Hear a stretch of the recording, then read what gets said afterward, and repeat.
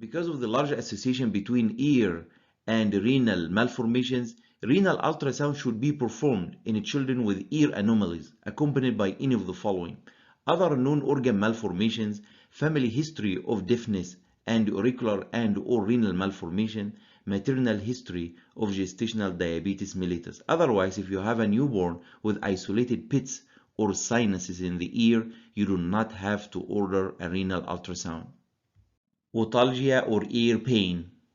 Ear pain can be severe enough to make the child cry and can be very annoying. Primary sources of ear pain, otitis externa, can cause severe ear pain, especially when touching the tragus, foreign body, acute otitis media, chondritis, ear canal laceration because of insertion of a hard object in the ear canal, acute mastoiditis.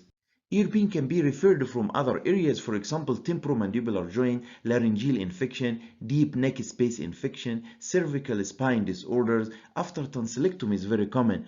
Also, I see it a lot of children complaining of ear pain, and in the exam, the pathology in the tonsil, so acute tonsillitis and acute pharyngitis can cause referred pain to the ear, and the ear exam is completely normal. Otitis externa.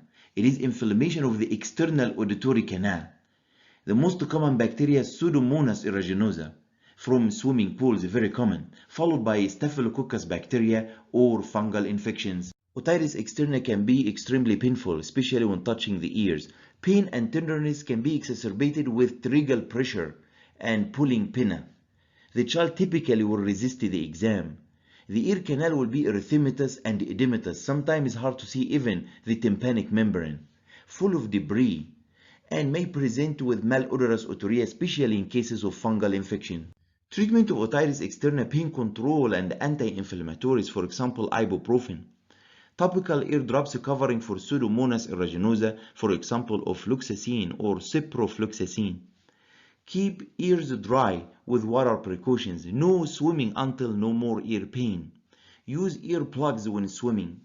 Prevention of otitis externa can be done by using solution made of 50-50 white vinegar and rubbing alcohol if there is no tympanic membrane perforation. Also, commercial ear drops to prevent swimmer's ear are also available over the counter. This is especially important to know for professional swimmers.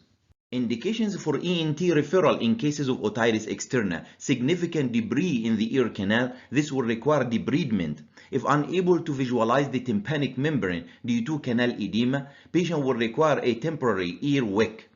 If the patient immune compromised or diabetic patient. Foreign body in the external ear canal, very common, and you will see it in your practice. For example, beads, insects, toys, popcorn, beans, bottom batteries are common ear foreign bodies.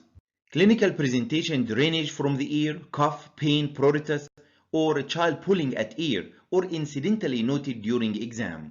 Most foreign bodies do not require emergent removal. Emergent removal for bottom batteries because can cause damage and necrosis to the ear canal.